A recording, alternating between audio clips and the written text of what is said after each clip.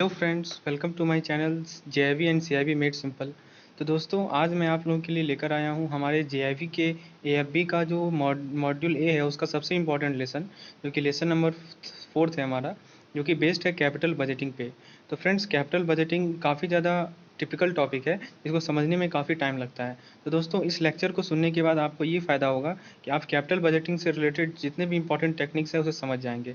तो बस आपको अंतिम तक बने रहना है इस लेसन के साथ। और यदि आप मेरा पीडीएफ चाहते हैं, मेरा नोट्स चाहते हैं दोस्तों, तो आपको नीचे मैं टेलीग्राम का लिंक दे रहा हूँ, आप उससे जुड़ जाएं। उसमें मैं अपना पीडीएफ लिंक सब कुछ शेयर करता हूँ। तो और जो भी अपडेट्स आपको मिलेगा वो उस ग्रुप में मिलते जाएगा। तो चलिए दोस्तों, शुरुआत करते हैं अपने इस टॉपिक को, जो कि बेस्ड है हमारा कैपिटल बजटिंग पे। आइए समझते हैं एकदम पॉइंट बाय पॉइंट। ये है क्या कैपिटल बजटिंग? ये एक प्रोसेस है जिसमें हम लोग इन्वेस्टमेंट को इवैल्यूएट करते हैं और एक्सपेंसेस को भी इवैल्यूएट करते हैं। क्यों इवैल्यूएट करते हैं? ताकि हमें अपने इन्वेस्टमेंट पे बेस्ट रिटर्न मिले। ठीक है दोस्तों, चलिए अब देखिए, मैं एग्जांपल से समझाता हूँ। कोई भी ऑर्गेनाइजेशन है, ठीक है, उसको उसको कोई चैलेंज फेस करती है। ठीक है, जैसे मान लीजिए किसी ऑर्गेनाइजेशन के पास दो इन्वेस्टमेंट है सामने या दो प्रोजेक्ट है सामने, तो उसके पास एक चैलेंज है कि उन दोनों में से किसे उसे सेलेक्ट करें। तो आइडियली केस में क्या होता है, आइडियल केस में एक ऑर्गेनाइजेशन क्या चाहेगी कि उस प्रोजेक्ट में इन्वेस्ट करना चाहेगी। ठीक है, लेकिन होता क्या है कि लिमिटेशन होता है, जैसे कैपिटल की अवेलेबिलिटी। ठीक है, तो उसको वहाँ पे क्या करना होता है कि वहाँ पे चूज़ करना पड़ता है डिफरेंट प्रोजेक्ट्स या इन्वेस्टमेंट के बीच। तो इस चीज़ में हमारा कैपिटल बजटिंग काम आता है। यदि हमारे पास सामने दो रास्ते दिख रहे हों, दो इन्वेस्टमेंट दिख रहे हों या दो प्रोजेक्ट दिख रहे हों, तो उनमें से किसे हम सेलेक्ट करें। तो उस सेलेक्शन के लिए हम लोग कैपिटल बजटिंग का यूज़ करते हैं। कोई ऑर्गेनाइजेशन कैपिटल बजटिंग का यूज़ करती है और उसका ऑब्जेक्टिव क्या रहता है कि उसके इन्वेस्टमेंट पे उसे बेस्ट रिटर्न मिले। उम्मीद है इसका मीनिंग आखिर क्लियर हुआ होगा कि कैपिटल बजटिंग क्यों करते हैं। अब हम लोग देखेंगे कैसे करते हैं। सबसे पहले देखिए क्या होता है, ये समझना है आपको। जवाब आना चाहिए क्या, वाट, वाई, हाउ। तो ये तीनों चीज़ हम लोग समझेंगे। तो वाट समझ में आ गया, वाई समझ में आ गया, अब हाउ को समझते हैं। तो हाउ को समझने से पहले हम लोग कुछ टर्म को समझते हैं, जैसे फ्यूचर वैल्यू। फ्यूचर वैल्यू का क्या मीनिंग होता है दोस्तों? मनी का टाइम वैल्यू होता है।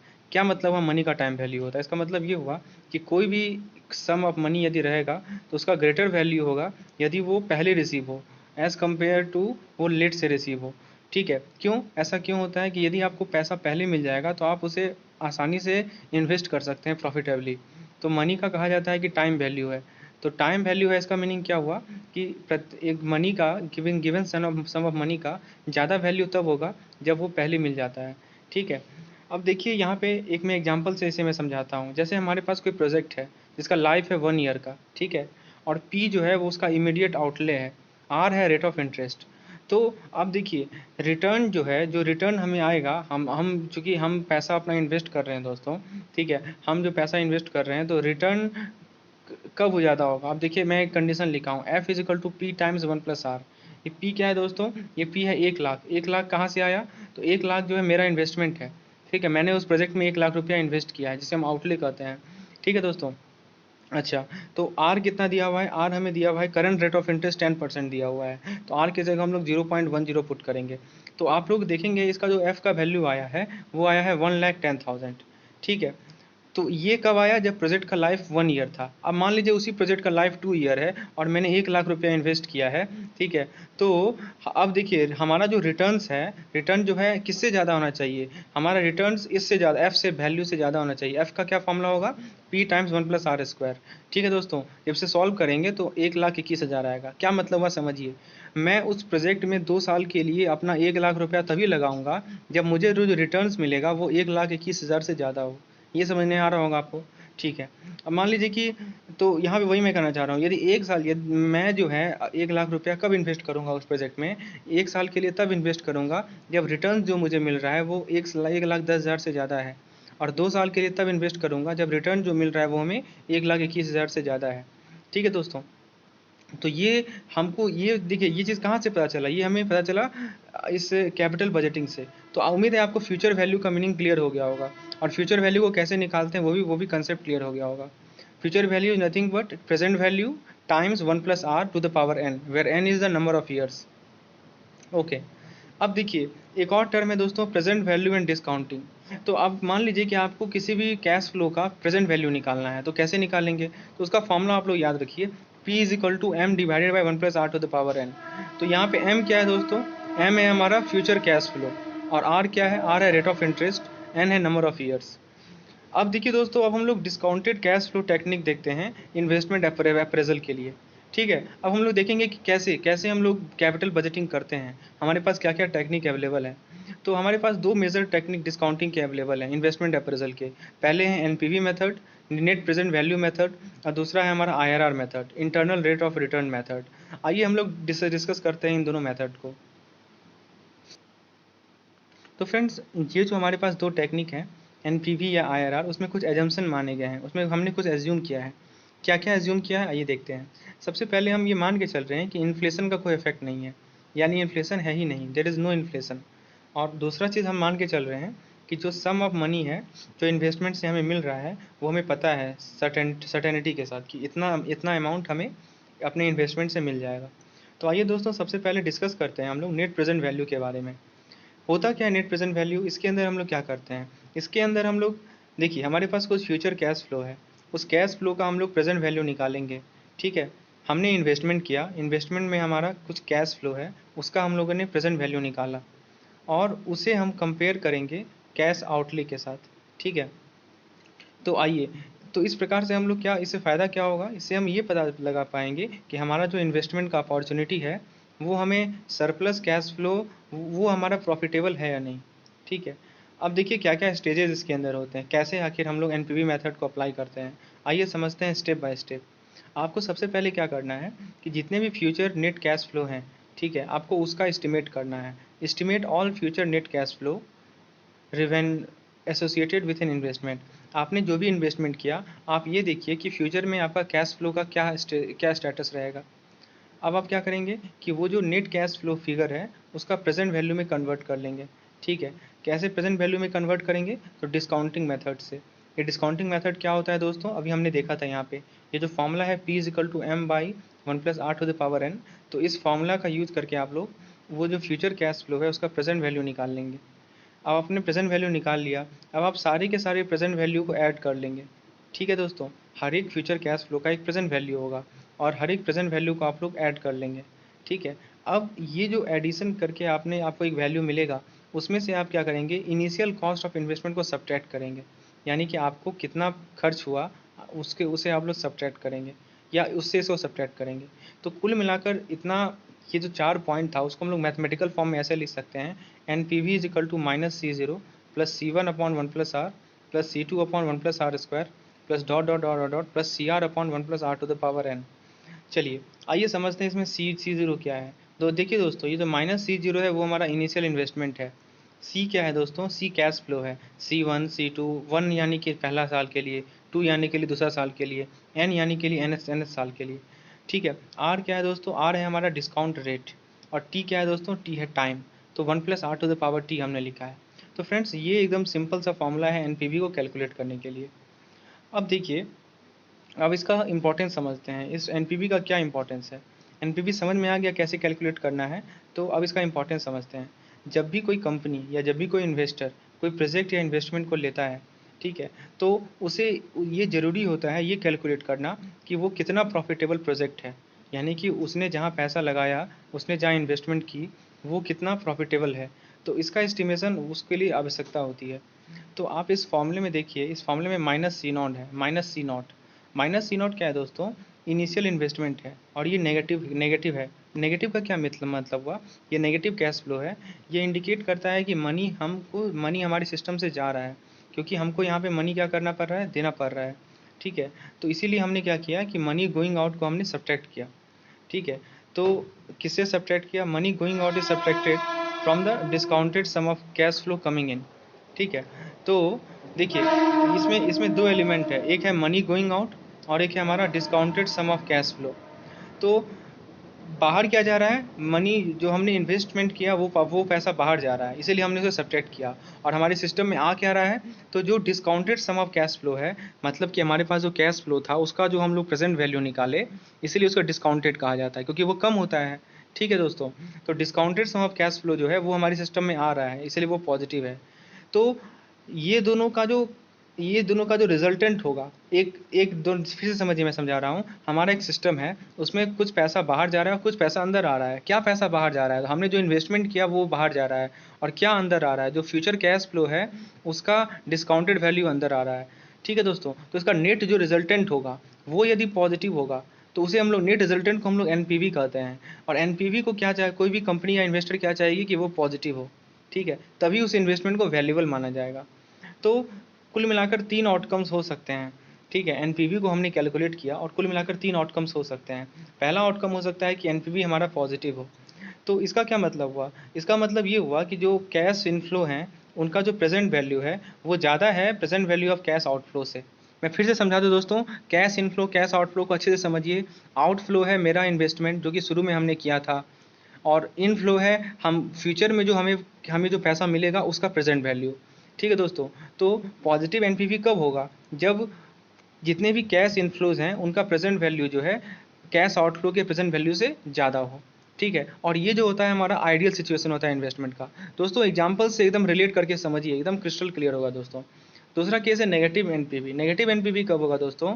जब हमारा present value of cash inflow जो है वो कम होगा present value of cash outflow से, और ये हमारा आइडियल सिचुएशन नहीं होता है। कोई भी प्रोजेक्ट नेगेटिव एनपीवी का एक्सेप्ट नहीं किया जाता है। और जीरो एनपीवी कब होगा? जब present value of cash inflow बराबर present value of cash outflow. उम्मीद है कंसेप्ट एकदम क्रिस्टल क्लियर हो गया होगा। तो हमने देखिए दोस्तों, हम लोगों ने हमारा टॉपिक था cash capital budgeting. Capital budgeting को हमने समझ लिया कि इसका क्या रूल है। तो हम लोगों ने वाट समझ लिया। उसके बाद हमने देखा कि वाई, तो क्यों, आखिर क्यों ज़रूरी है ये कैपिटल बजटिंग। और उसके बाद हमने देखा कैसे। तो कैसे में हम लोगों ने पहला मेथड देखा जो कि था हमारा एनपीवी, जिसे हम लोग नेट प्रेजेंट वैल्यू मेथड कहते हैं।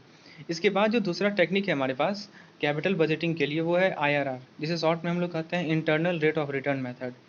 तो फ्रेंड्स आइए देखते हैं हम लोग कि internal rate of return methods के द्वारा कैसे कैपिटल बजटिंग की जाती है। तो देखिए दोस्तों, आईआरआर भी एक डिस्काउंटिंग कैश फ्लो टेक्निक है। ठीक है, जो कि हमें क्या देता है? जो कि हमें रेट ऑफ रिटर्न देगा। कोई भी प्रोजेक्ट, किसी भी प्रोजेक्ट का क्या रेट ऑफ रिटर्न है, ठीक है, वो हमें कौन देगा? Internal rate of return. इसका नाम में ही लिखा हुआ है दोस्तों। आइए देखते हैं इसका इसका मतलब क्या होता है।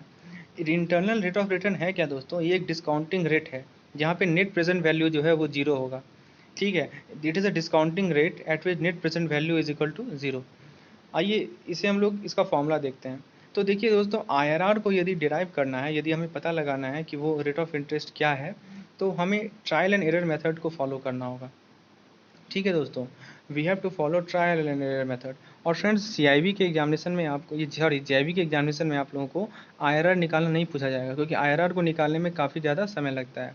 तो फ्रेंड्स देखिए, आईआरआर का जो फॉर्मूला है वो है cash flow divided by 1+r⁻² minus initial investment.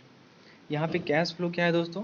Cash flow हम लोग नंबरेटर में लिख रहे हैं। आर क्या है दोस्तों? डिस्काउंट रेट है। और आई क्या है दोस्तों? टाइम पीरियड है। तो देखिए, अब यहाँ पे समझिए कि जिस रेट पे हमारा कॉस्ट ऑफ इन्वेस्टमेंट और present value of future cash flow match कर जाएगा। मैं फिर से समझा रहा हूँ दोस्तों, ये जो फॉर्मूला हम लोगों ने लिखा है इसमें दो चीज़ है, एक है इनिशियल इन्वेस्टमेंट और एक है हमारा कैश फ्लो। ठीक है, फ्यूचर कैश फ्लो का प्रेजेंट वैल्यू। तो एक ऐसा रेट होगा जहाँ पे दोनों बराबर होगा, हमारा जो इन्वेस्टमेंट है वो और जो प्रेजेंट वैल्यू है हमारा फ्यूचर कैश फ्लो का वो। तो जिस रेट पे दोनों बराबर होता है उससे ही वही हमारा आइडियल रेट ऑफ रिटर्न होता है। आइए हम लोग इसे एग्जाम्पल से समझते हैं। जैसे मान लीजिए किसी कंपनी के पास ऑप्शन है कि वो अपनी मशीनरी को रिप्लेस कर ले। ठीक है, तो देखिए उसका कॉस्ट क्या है और उसका रिटर्न क्या है। तो उसने इनिशियली जो है 5 लाख रुपया इन्वेस्ट किया था। ठीक है, और उसमें इंक्रीमेंटल इंक्रीज पर ईयर कितना था? 2 लाख रुपया। और रिप्लेसमेंट वैल्यू कितना है दोस्तों? 45,270 रुपया। एसेट का लाइफ कितना है? 3 साल है। तो मान लीजिए कि जो आईआरआर है हमारा, जो इंटरनल रेट ऑफ रिटर्न है वो है 13%। तो आइए हम लोग कंप्यूट करना सीखते हैं। सबसे पहले जीरो ईयर जीरो। तो ईयर जीरो में जो है कैश फ्लो हमारा नेगेटिव है। क्यों नेगेटिव है? क्योंकि ये हमारा आउटफ्लो है। आउटफ्लो क्या है दोस्तों? क्योंकि हम लोग 5 लाख रुपया उसका इन्वेस्टमेंट है दोस्तों, उस कंपनी का इन्वेस्टमेंट है 5 लाख रुपया। ठीक है, तो उस 5 लाख उसे उसे इन्वेस्ट करना पड़ा है, और इसीलिए वो पैसा उसके सिस्टम से बाहर जा रहा है। इसीलिए हम लोगों ने नेगेटिव साइन को यूज़ किया है। ठीक है, तो उस 5 लाख रुपया का जो डिस्काउंटेड कैश फ्लो होगा वो 5 लाख ही होगा। अच्छा, अब पहला साल बाद देखिए यहाँ पे दिया हुआ है कि इंक्रीमेंटल इंक्रीज पर ईयर, तो 2 लाख, मतलब 2 लाख का उसे प्रॉफिट हो रहा है। तो पहला साल बाद कितना प्रॉफिट होगा, 2 लाख होगा। लेकिन हम उसका प्रेजेंट वैल्यू निकालना चाह रहे हैं, जैसे हम लोग डिस्काउंटेड कैश फ्लो कहते हैं।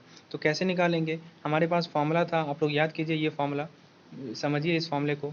देखिए ये जो फॉर्मूला था मैंने यहाँ लिखा था P is equal to M divided by 1+r⁴ तो हम लोग इसे यूज करेंगे। तो यहाँ पे m क्या हो जाएगा दोस्तों, m हो जाएगा हमारा 2 लाख। ठीक है, देखिए हमने लिखा है 2 लाख, और n कितना है, n है 1 ईयर्स, r कितना है 13%, यानी कि 1 + 0.13 यानी कि 1.13।